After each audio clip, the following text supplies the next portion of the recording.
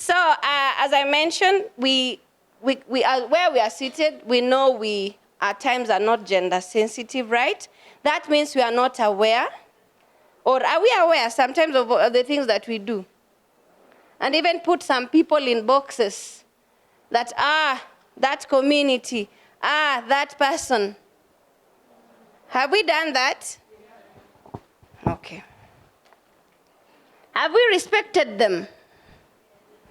Have we? Have you? Okay. Okay, so we will start our conversation. So here with us we have Jake and Kagendo, who will be bringing us their life stories.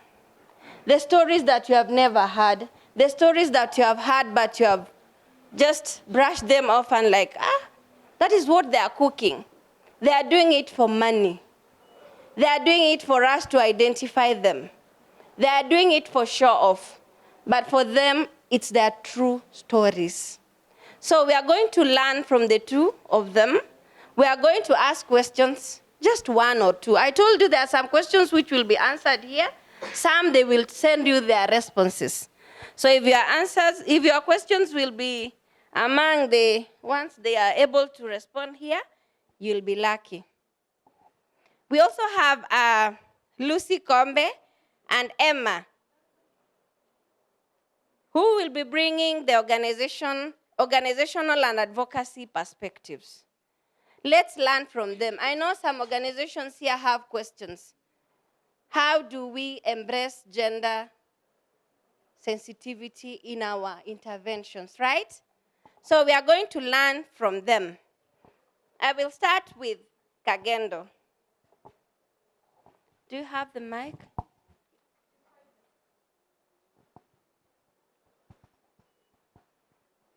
As I said, we should be very sensitive of how they will identify themselves with their pronouns. So when you're asking a question, ensure you address them correctly so that you don't mess like me.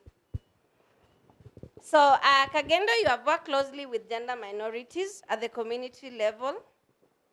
What does invisibility look like in your context? Can you also share a moment or story where your community reclaimed visibility or power and what that meant for you personally? Thank you, Brenda, for that. So hi, everyone. My name is Kagendo. My pronouns are they, them. So yeah, we're going to learn English today. We're going to have a lesson on pronouns. First, Brenda, thank you for that question. And there's this conversation I was having with my friend when we were coming here because I was wondering, oh my God, so what do I do? What do I say? One of the things, I like approaching it in an African sense because that's something that all of us get. And there's this quote that says, until the lion learns to ride, the story will always glorify the hunter or the hunt, something like that. So I feel like literally that's what explains, explains my situation currently at this point, because woe unto you, I know how to write now. And one of the things that invisibility actually has done is that you don't know you're invisible, because I can give a story of where I come from. I come from Karatina, which is in Nyeri County. And for a very long time, I didn't label myself anything. I didn't even know there was anything that makes me stand out first. I'm so shy. So I don't like attention, so I never wanted to ever stand out. Until I started interacting with people in the village, and they would ask me, why are you such a Wanjohi? Wanjohi in Kikuyu ni ka tomboy. Like, why are you such a tomboy? Why can't you be a proper girl? The whole time I was like, what do you mean a proper girl? I'm just a child. Like, I don't know, ain't kids supposed to be up the trees and riding, I don't know, bicycles and playing football? Apparently, girl children were not. They were supposed to be playing with dolls and, I don't know, kissing babies or Something like that. And for a very long time, it was an analogy that I did not understand.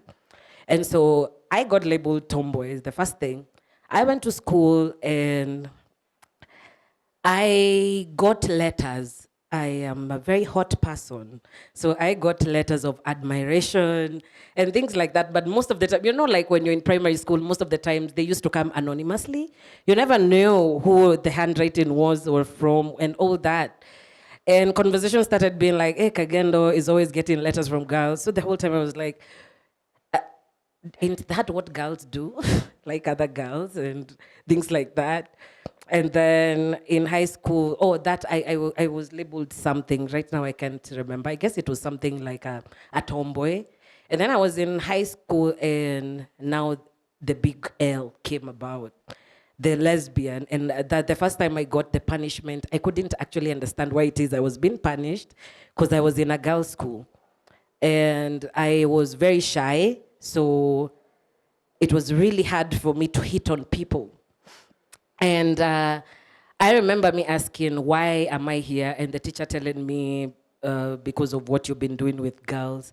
And I was like, oh my God, what do you mean? I don't even go to entertainment because I don't want to be seen. And that became a whole thing. And from then I realized, I think there is something about me because I started asking my friends, like, what is it about me that makes me... Immediately someone looks at me, they either want to beat me up or they want to kiss me. I could not understand the mixed signals. And so my friend told me, you actually look like a boy. I didn't know what that meant. So I was like, what do you mean? I play with you football. You're just as masked as I am. And started realizing actually it's about people's perceptions and realizing apparently there is something in me that makes people want to scream. And not scream in a good way, just scream and be mean to me. And then eventually I came to start reading. I like history. So I started researching because also the conversation shifted.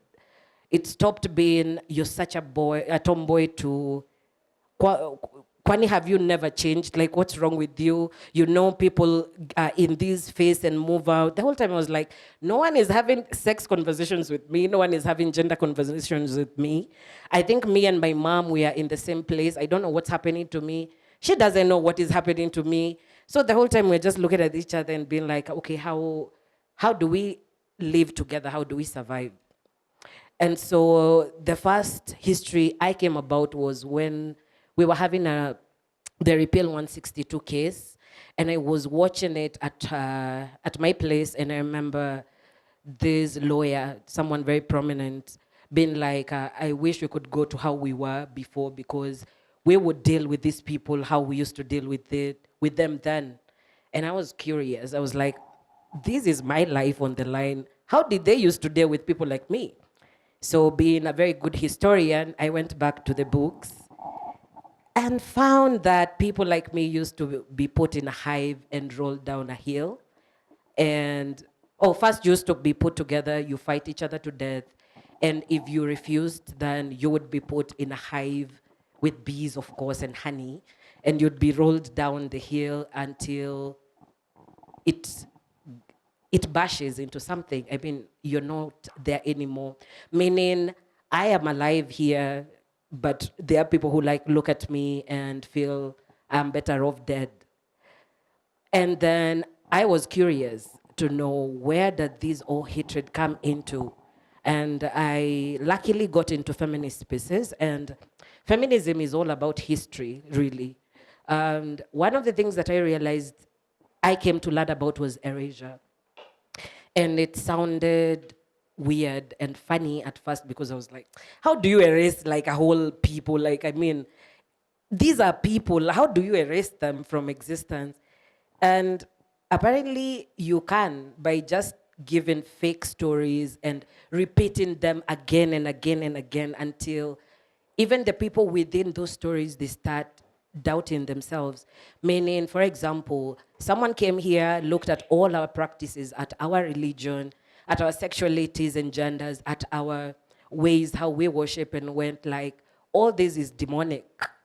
Apparently, people like me were part of the demons I guess, because we were cancelled from societies, from communities. You just hear whispers of stories of people being like, there's this warrior of a woman who used to intimidate men, and you try following up and you start realizing the way they expressed was not according to the norm of that time, and that's why that story is known. You start looking at people like me, then where do we exist? Because we were even having conversations with my friends in this conference. And Kagendo. Sorry. I told us we are going to get intimate. So you are getting into the story. Like you want Kagendo to continue. I know she will tell and tell and tell. So you will write it. They. She has forgiven me. It's hard. But I'll try. They have forgiven me. Kagendo, I know you are going to write. I know you have your stories written. I know they are going to follow you.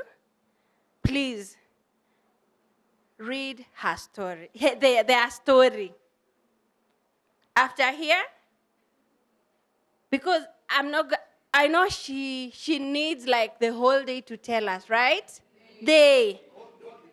Thank you. They need more time to tell us their story, right? I will give a chance to Jake too to tell us their story so that we are able to also differentiate. I hope you have gotten Kagendo's where they came from, right? See, I'm getting it. I needed to have gone for training yesterday. But we will go to Jake. This conversation is hard. But we are trying, right? If we even have this conversation here, there are so many conferences that they try to evade this topic. But we are bringing it up, right? That's why I'm having difficulties of even addressing my panelists. But I told them I'm sorry when we began. So Jake, as a youth leader, working across movements, what challenges have you faced being seen or accepted in advocacy spaces? And how do creative approaches like art, activism, or storytelling help reclaim power for gender minorities? Thank you, Brenda. My name is Jake, as you've heard. As a youth leader working in an environment, especially from Kisii region, it's a region that's very hard to work on. It's a region that when you work there as a majority person, you are excluded in everything. When it comes to CSO's network, you are excluded. When it comes to any platform, you are excluded because in Kisii culture, they don't believe in minorities. One thing they exclude you from so many things. Being seen in the spaces of advocacy and being accepted in our community is very difficult. But as time goes by, we continue to champion and inclusion for our spaces too to be heard. Seeing beyond my identity has been a challenge for me and for most of my community members. As I can tell you, as Forever Africa Power Dada, we are not in any network within our community. Why? Because most people think that if I go to mentor girls in the school, I recruit the girls into lesbianism, and that is not a fact. What we go to do there is mentor the girls, because as I grew, I had a lot of challenges. So I want to mentor the girls so that they don't undergo the challenges that I went through. First of all, during my teenage girl, I was raped. That is my story. And that is where my journey started, where I hated men in my life. When I joined high school, I was so quiet and I didn't want to associate with anyone because of what I underwent. Making matter worse is I grew in a family where my mother also used to cover up for my father, as my father also was a pedophile. So, and in case of anything that is being reported in the community, the elders, you know, when you come from Korea, my father comes from Korea. So when it is being reported in the community, men are always superior to women. So there's nothing that can be done. So you can imagine coming from Korea and Kisi, two tribes, and both tribes, they don't accept minorities. It's a challenge for me. But I'm here to say my story that I don't get afraid to say who I am, because that's who I am. I'm a mother of two, and I'm a proud mother and a father to my kids. My friends yesterday were talking with me, asking me, why did I decide to have kids without a father? And I told them, I didn't want any man to come and claim my kids. That is the reason why I have kids without a father. I know people will ask me, how did I do it? That is a question maybe if you want me to answer, I can answer you later.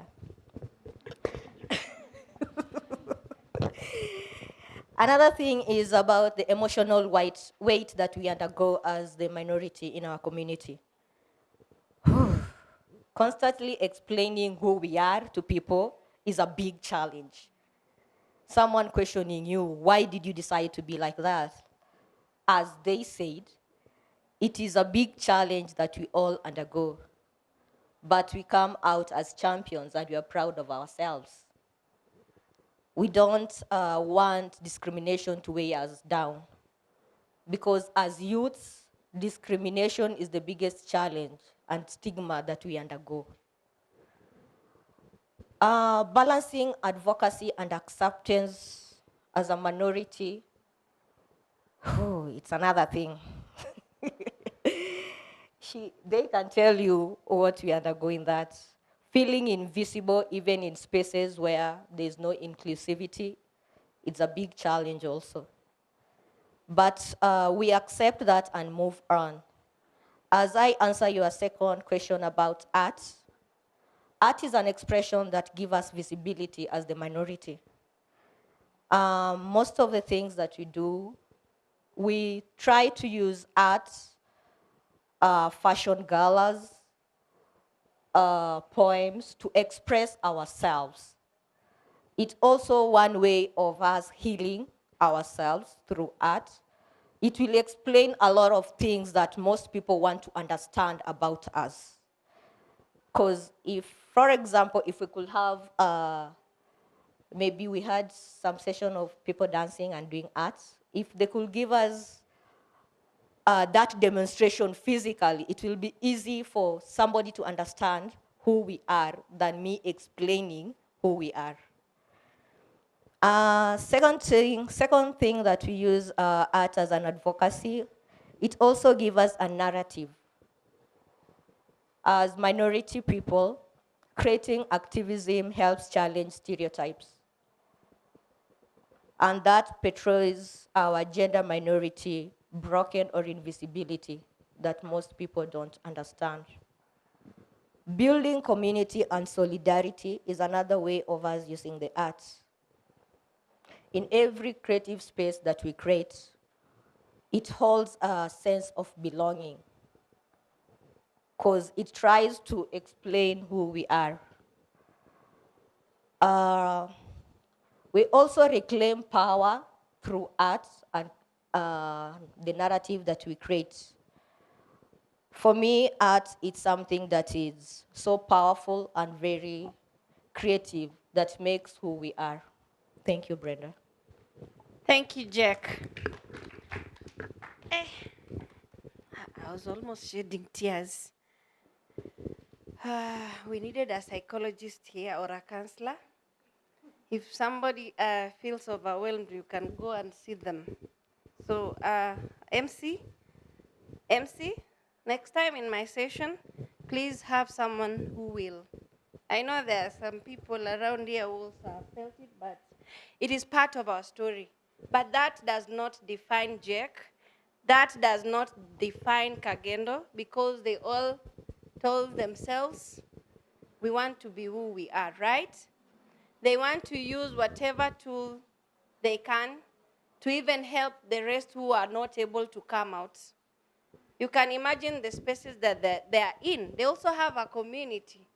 They have people who hold them. They have people who, when they cry, they are with them. They have people when they are happy, they are with them. So let's support them. So I'll go to Lucy. Lucy, as I mentioned earlier on, she's from Zamara Foundation. And maybe you can tell us, from your organizational experience, what stands out to you from these live stories of Kagendo and Jake? Thank you so much, Brenda, and thank you, Kagendo and Jack, for sharing your stories. So for me, what stands out is the fact that there's plain white exclusion when it comes to them being themselves, but also them engaging with the community. And engagement means just being able to change their situation in terms of their contexts, be it there's no access to sexual reproductive health and rights, be it there's limited economic opportunities for us. So there's that exclusion that we're seeing in both how they present, how they express themselves, but also in terms of how they are engaged, but also how they engage with the community. The exclusion is very clear in terms of how they are sidelined, they're not meaningfully engaged or even not engaged at all at some point. And that is a reality that we see in our daily programming. And I think I'll speak in terms of how then that is manifesting in programming and in system. Because we are seeing exclusion is not just, it's not just a word, it's systemic actually. It's not accidental. It is systemic, and that by virtue of that, it means that inherently, it will take a longer time for us to also see the recognition of these minority groups, even in our policies or even in our practice. Of course, we are ahead in terms of, or we have made some strides compared to maybe 10 years, 20 years ago. We have seen some strides in terms of even recognizing the intersex.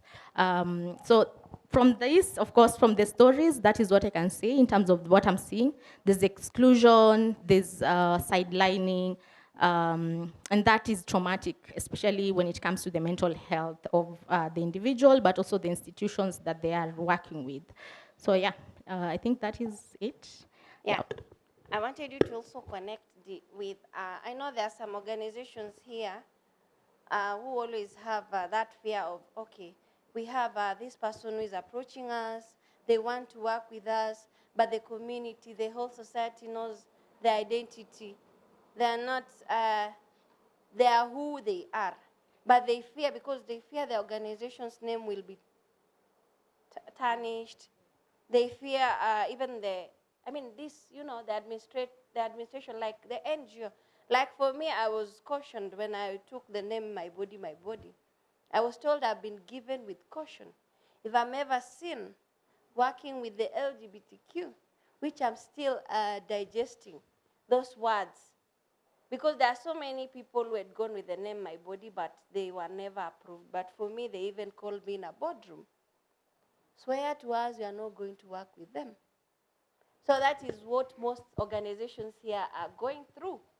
So can you maybe advise the organizations or even the allies or individuals, because some are not even coming from organization, how can they move towards real inclusion and power sharing? As much as we have this backlash that is coming onto us, the fear that we have, how can we, because I'm also part of them, I'm glad that I'm on this stage, but also have some fears that I don't know how to overcome them. Okay, thank you for that. And I think as institutions, we are recognizing that Exclusion, of course, is, as I've mentioned earlier, it's fueled by patriarchy, right? It's fueled by patriarchy, like that is the mother problem that we are facing. It's a patriarchal society. So that means that there's a lot of gender norms that are really regressive, but also there are a lot of moral policing, especially to individuals in terms of how they express themselves. And this is really, we are seeing this institutionalized, and we are seeing this in how we are being socialized, right? From our school setup all the way to what we are seeing now in terms of the frameworks that are there, the policies that are there. They're really, in terms of the language itself, they have a really narrow kind of ideology that really does not speak to individuals who actually identify differently. So the idea is, or the how they come together and how the system works really is, it focuses on a specific kind of, it's linear, almost linear, it's binary. So it focuses on only the cisgender, the heterosexual. Those are the people that actually benefit from the system in terms of either being linked to opportunities or even just the interactions, their social life. They are very limited in terms of how that looks like. And in terms of now the framework, gender minorities, especially when it comes to how they identify gender, for example, in these policies, be it at the county or national level, we have seen that when gender is flouted or when gender is within these policies in terms of the narrative, they usually mean either a man or a woman. There's never been, there's the non-binary or there's the non-conforming or, you know, so it's really a systemic issue, but also we are seeing that in policies. So as an organization, of course, we are looking at how then do we, of course, for us, it's a bit easier because we are a feminist organization, and that means we walk the talk of the African feminism, and that means that we are inclusive, we are intersectional, we are intentional, we are meaningful in how we engage the diverse groups of young women and girls. So for the other organizations that are really struggling in terms of course, working with the government as a whole, given that this is a systemic issue, it's not recognized. Working with the government has always been a sport, an extra sport, because you're then either forced to tone down your language, or even you don't speak about some issues when it comes to some meetings with, for example, the Ministry of Education or the Ministry of Health or the Ministry of Labor. That those there's the tonation you use, there's the language that is acceptable, that then pushes further or really exacerbates the exclusion in terms of how that is seen, or that the narratives within the policy frameworks. For example, if you're invited to review a policy as an organization, it will be very, of course, you'll champion for the inclusion in terms of the language, but at the end of the day, what we are seeing as the language that has been adopted at the end of the day is something that is very different from what you actually suggested or recommended. And what we have seen is even people are being, you are not being called in meetings because of what your agenda is about. So the government will choose not to engage with you because of what your agenda is. So if you're a champion for inclusion, or for example, if you are a straight up LGBTQ plus champion or ally, then there's a high probability that you'll be sidelined, you'll not be engaged, you'll not be invited in these very important meetings, especially when it comes to review of policies or even the context you're living in. So we are seeing that in terms of practice, especially when we are working with the government. So it really limits us as organization in terms of how then, where do we, or what is the acceptable language? Of course, as a feminist organization, we are bold. we are bold and strategic in terms of how then what do we say in what room and what do we not say. But then it means that then that limits also the advocacy when it comes to just painting a picture of what the reality is on the ground. So that is what I can say in terms of what the reality is when it comes to organizing and even advocacy largely with the duty bearers who are mostly the system itself. Yeah.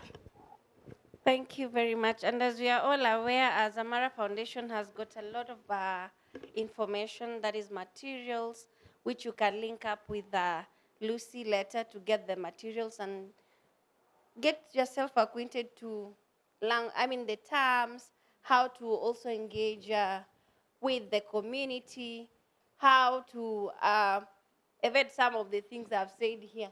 Like myself, I was in one of their training and we are given some materials, which I'm still digesting. It's hard, but I know with time it's going to be easier, right? So I've taken long to call our most experienced panelist of 13 years. I hope you have not forgotten. Emma in the program and management area, she is experienced for 13 years. And it means that she has had all that our panelists have said. Because in their programming, they engage young women and and gender advocates. And this is what they go through every time. How do you create safe learning environment where all identities are recognized and valued? And what practices can we adopt to ensure that gender transformative approaches are genuinely intersectional? Thank you, Brenda, and thank you to my fellow panelists for first sharing their stories and being vulnerable enough to talk about what their lived realities have been. So at She's the First, our mission ideally is to partner with grassroots organizations to ensure that girls everywhere are respected, educated, and heard. And I think it all starts at the values of the organization, so the culture that shapes the organization. Our values as an organization are, one, ensuring that all our programs take a girl-centered approach and they're all anti-oppressive. That means we do not discriminate anyone who comes into our space, and that is how we have learned over time to create safe spaces, safe learning environments for everyone who comes into our space. I will talk about the safe learning spaces in 3 Ps, because safe spaces is not just about the physical space itself, but also the processes and the people that an organization encounters and works with. So when it comes to the processes, I've started with the values. What values do you espouse as an organization, and do you actually live them, or are they the banners that we carry to conferences and in our meetings? So at STF, at staff level, every 3 months when we're doing our check-ins, our appraisals, we have to talk about how we have lived the organizational values, either in that quarter, in that biannual check-in, or even annually. So it is something that we espouse as people in the organization and the organization at large. The other thing is policies, and I talk about 2 policies to be specific. The safeguarding policy, which ensures that in all the trainings that we convene, either virtual or in person, we safeguard everyone in those spaces, whether they are girls in our girls leadership programs or the practitioners that I train under our Girls First Institute. So the safeguarding policy and also the girl engagement policy, ensuring that everyone in our space has read and signed, all the way from leadership even to the interns who come into the organization. They must read and sign those policies. The other thing, from a training perspective, because that is what I'm here to talk about, we have a training guide at organizational level that all the staff have been trained on when it comes to how they develop training, how they enroll participants into those trainings, and the training guide contains the girl-centered principles and the feminist facilitation principles.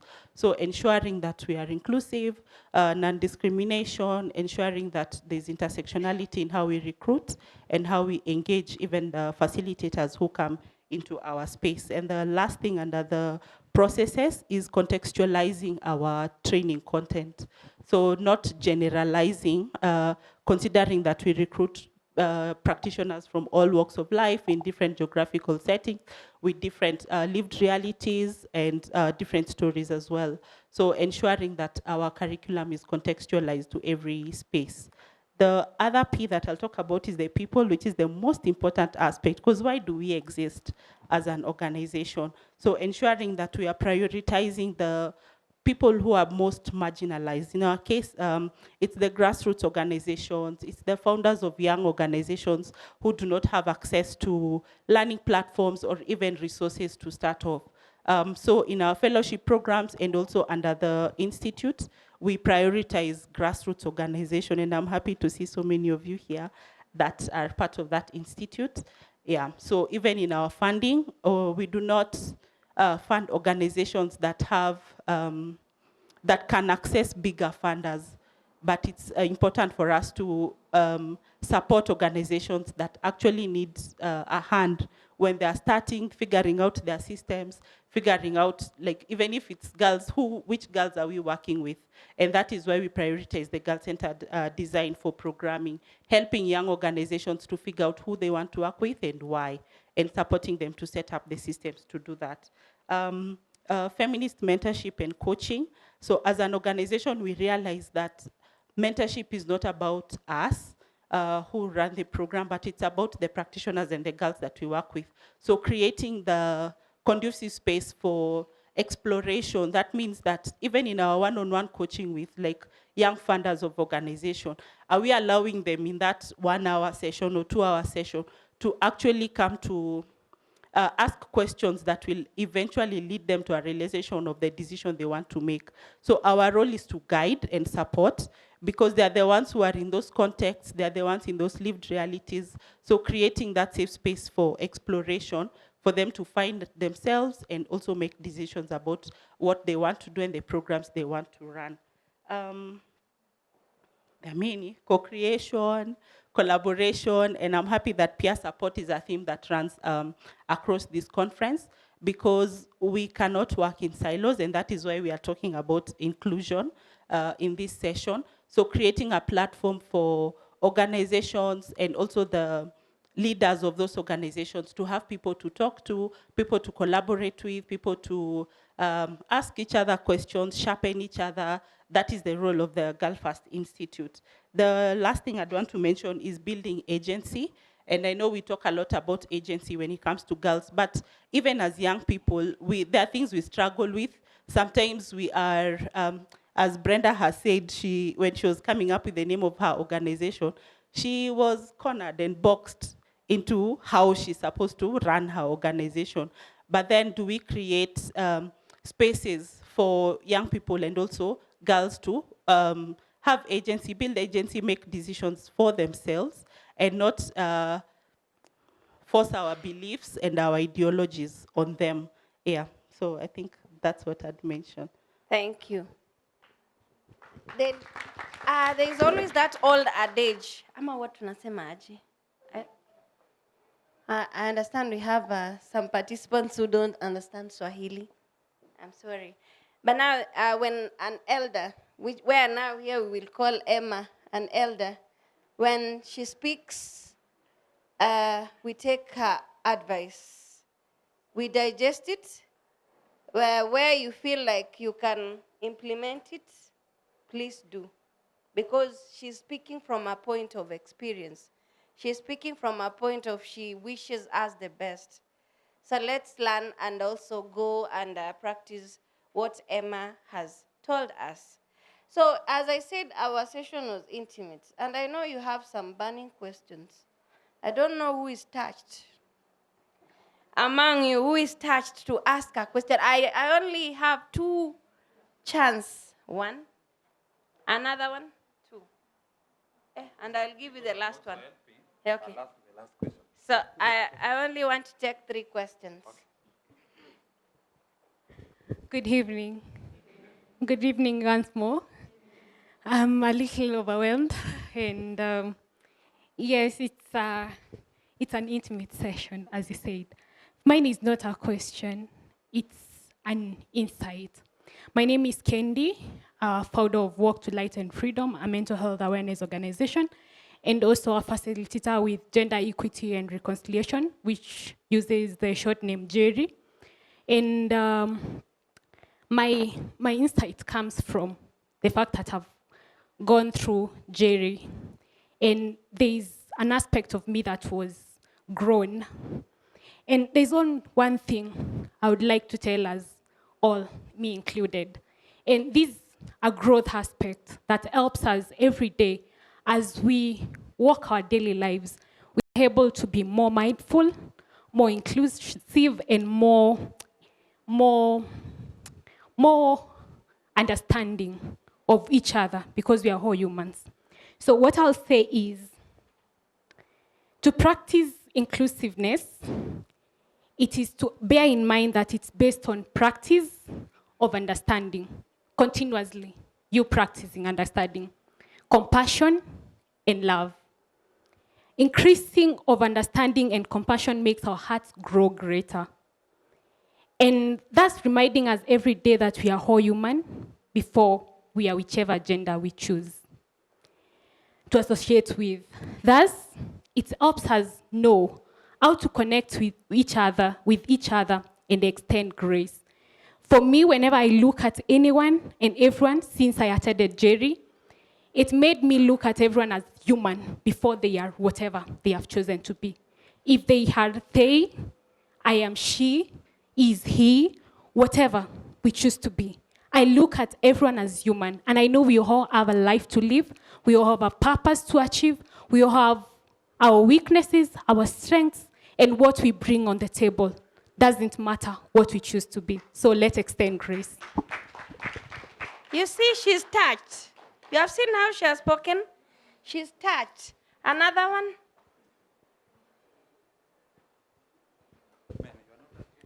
Okay, my name is Lina Mlongo from Kwale County. I have really been touched, bearing in mind that I come from a county whereby it is deeply rooted in terms of culture, religion.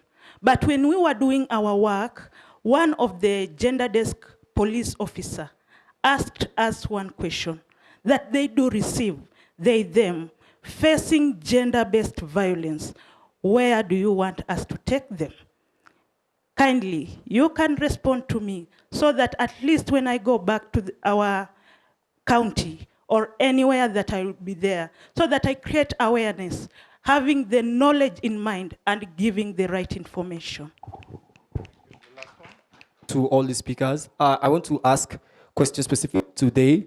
I mean, it's actually difficult for us Africans to adapt to the evolving pronouns, right? So therefore, I mean, even our education system never prepared us for these upcoming pronouns, right? So it's difficult when you speak to people with these pronouns, right? So what do you think we can do as a society to really navigate this ideology of using these upcoming pronouns? Because sometimes, honestly, they're very, very difficult to say. Thank you. Thank you. Last one. Thank you. My name is Farida from Uganda. My question goes one to Kagendo and another to Jake. Me as a person, I happen to be a single mom. And one of the challenges I've faced have affected my children. My daughter, while in top class, she was asked, who is the head of the family? And she grew up seeing only me. And she answered, Mom. And she was marked wrong. So she ended up crying. So she was traumatized in a long process, and I had to sit teachers down and blah, blah. Because for them, they've continued forcing her that it is father, the head of the family. So to Jake, does this ever happen to your children? And how do you overcome the trauma that they are facing? And then to Kagendo, as a teen mom, I became a mom at the age of 14. And by the health workers, I got harassment from them, like trained health workers. They used me as a living example of poor parenting when I went to access antenatal care. So I think in a scenario where it is very normal for a girl to conceive, then it is considered abnormal for a she to identify as a he or they. So do you ever get such harassments from healthy workers or any other stakeholders? And how do you overcome the related trauma? Thank you. First of all, I want to say thank you for having the courage to share all that with us. My question is, if you compare now and then, do you feel as if you've made some step, or do you feel as if the community is accepting or even normalizing you being part of us, or do you feel you still have some steps to take? What do you feel? Have you made a step? Are you somewhere? Is there any wins with this journey that you've been? Thank you. That's my question. And they were referring to the discussion we had yesterday. One thing, because I know there are funders here, there are people who are skilled here. People like Jake need to be held in terms of even being part of the board. These are the people that we need to channel our money to. Now that we are here, in case you need to connect with Jake, I'm speaking because we are friends and I know the struggle that they are going through. Be part of the board. Be part of the system that they can grow. Thank you. Hi everyone, my name is Susan. Mine is just to ask, it's a question actually. Well, as a queer person who is over 18, and with organizations that work with young girls, it doesn't mean I wasn't born like this. I was young, right? Right? Yeah. I was a girl, I was young. And you see how someone has said, just not having enough representation to identify, oh, by the way, there's nothing wrong with me. I am just okay, like Nani and Nani, right? How is it working with young girls who are self-identifying without, like, being able to give them space enough to know it's not wrong, enough to help them not fall into depression, enough to not keep pushing the notion of a woman needs a man, you're a girl, get a boyfriend, right? And also not telling her you're a girl, get a girlfriend. I mean, why do we tell them they're a girl, get a boyfriend also? But anyway, just saying, I just want to understand how is it and how do you foster that safe space where these girls can also be able to be themselves without demonizing themselves? Yeah. I will take the question on health workers and harassment. And one thing I like conversations on morals because they're not science. Like 1 + 1 is 2. Moral conversations are social construct. Like what's moral to you, it's not moral to me. So yeah, I like that confusion about that. So and on healthcare providers, one thing I can say is LEHA, we are a service delivery site, and meaning one of the people we need to constantly work with is first the government, because we are trying to get our data somewhere within the national statistics. They are the doctors or the healthcare providers, because I mean, they're the ones providing the services. So one of the things that we have kuvumilia, endured, endured, persevered, hizo zote, or in all that, it's because we, as a community, we have had conversations. We ask. Like, for example, when they go there and they say, I cannot serve you, I will want to know why. Why won't you serve me and you're not a pastor? Your work is not supposed to be preaching to me, it should be treating me. Like such conversations. So I am not sure how, as a teen moms, we can have conversations about that. But one of the conversations that are really, really important to have is on morality. Like meaning if, for example, you're an organization or an individual working for or advocating for the teens, it's really nice for us to be cognizant of where we are as a country, because it makes you navigate a little bit. It makes it a bit easier for you to have talking points. Like, for example, in Kenya, we had that conversation on queer people in schools. And one of the things that we were told is queer organizations, you need to shut up. So one of the things we kept asking is, why should we shut up when literally I finished school less than 2 years ago? So these are just conversations on morality that I believe if we are having conversation on morality, your perception is right because there is no right or wrong answer. Yeah, so just having conversations, ask the hard questions. If you're unable to have, let me call it an altercations because most of the time it's not a conversation, is ask those, I like calling them stupid questions. Ask those stupid questions and get to know where is the other person coming from, because most of the time it's just their perception and we cannot change that per se, because if someone chooses not to change, we can't do anything unless brainwash them and then we'll be arrested. Okay, I'll take the last question. Yeah, so I wanted to respond about how we interact with girls without telling them who to be or who not to be. One of the sessions in our curriculum, two very important sessions, is unconscious bias and also power and privilege. So ensuring that the practitioners we train, all of them with the grassroots organization working directly with girls, one, they recognize their own biases based on their own lived experiences, their own traumas, their own socialization. Yeah, so recognize your own bias and your own beliefs. Be very clear about it.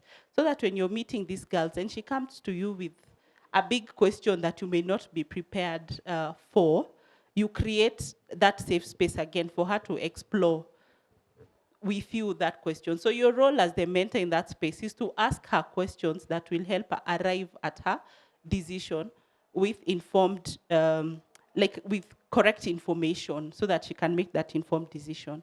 And also when it comes to power and privilege, it's important for us all to recognize our power when we are dealing with girls. She's already looking at you as someone who's more knowledgeable than she is. So it's very easy for you to play doctor-patient with her, and that's not the mentorship approach we want to take. We want to take the feminist mentorship approach where we allow the girl the space for her to actually arrive at the decision and make it herself. And we also have a free resource on our website for girls, Discover Your Power Journal, which also helps girls with those kinds of conversations and many other topics, including journaling, after reading that journal, which you can guide. So it's a free resource. You can download it from our website. Thank you. Yeah, thank you so much for that. I also wanted to talk about before I give it to Jake, in terms of what does mentorship look like? I think that was kind of, and also in terms of any wins, are we seeing any wins? Do you have any wins? Are we moving forward? Are we still remaining the same? So in terms of mentorship, of course, redefining what allyship looks like. Of course, as an organization who does not, or who focuses, as a feminist organization, of course, we are intersectional inherently, but of course, looking at now, our focus areas are, of course, largely, and we are inclusive, we work with young women in all their diversities, but looking at now what allyship means is looking beyond the allyship itself, to moving to accountability. Who are you accountable to? What do you stand for? What agenda are you pushing in your own space and capacity and power?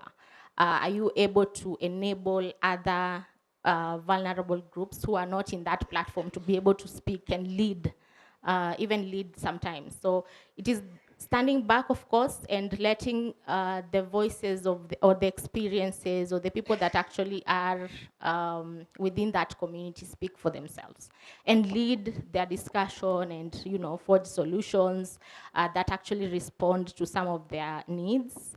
So that is one. In terms of wins, yes, I can say we have wins. We are not yet there. Of course, there's a long way. We have a long way, especially when it comes to culture and religion and how we are socialized. But we are seeing some strides in terms of the recognition of some of these issues, in terms of the narrative, even the language that some of these policies, even institutionally, and the system itself. We are seeing some kind of progressive language, where they would say, for example, women, they can say all women, or where they could say young women, they could say young women in all their diversity. So we are seeing some progress in the language itself, but also we are seeing progress in practice. Of course, we have champions in the system, we have champions in the communities, in the cultural, those norm holders. We have some champions who can actually say that these are our sisters, these are our brothers. We are looking at them as humans first, right? So there's those steps, of course, that we are seeing. The larger win that we've seen in the LGBTIQ plus movement and the feminist movement largely is the recognition of intersex as well, which was not there before. So that's how it's a big win for the movement to just recognize that they're there, in terms of even having their own policy that then enables them to be able to actively participate and be meaningfully engaged in the community and the society development issues and things like that. So when it comes to that, yes, what mentorship looks like, of course, the co-creation, moving beyond just consulting with this community to having them lead discussions, having them even being part of the fundraising community. When you're doing fundraising, can you engage with this community to be able to also ensure that they are also resourced? Because that's also a gap when it comes to them implementing some of their, or even them addressing some of the issues within their contexts. So looking at that broadly in how then we engage with them, beyond just inviting them for meetings or consulting with them, they can also be actively members and part and parcel of even writing those proposals with, co-creation of those proposals with organizations or institutions. So yeah, that is, I can give it to Jake to just answer some of the other questions. I would want to answer the question about kids at school. It's a challenge also to me, because there's a time also my daughter was asked who's the head of the family, and she just wrote mom, and she was caned for that. I had to go to school. And the first question I asked the teacher was, when I admitted my daughter, I submitted her birth certificate. Did you see where it is written, there's father's name? And the teacher was like, I don't know. So I asked her, why did you cane my daughter? That she wrote mom. And I asked the teacher, and how do you know mom is not the head of the family? And the teacher was like, no, the head of the family should be a dad. I told her, to me, I don't understand that concept. I'm the mother and I'm also the father of that child. Because when I gave birth to that girl, I did not see a man standing on my delivery room helping me to raise that baby. And through her journey, I've been the mother and the father. And right now, my daughter is 12 years. She has never asked me anything about her dad, because she's comfortable with the kind of life I've given her. Same applies to the brother who's turning 6 next month. He has never asked me who's the dad. They are always comfortable with their mother. And whenever anybody come and ask them who's your dad, they always say, Mom. And they're always proud of me. So it depends on how you train your kids as they grow.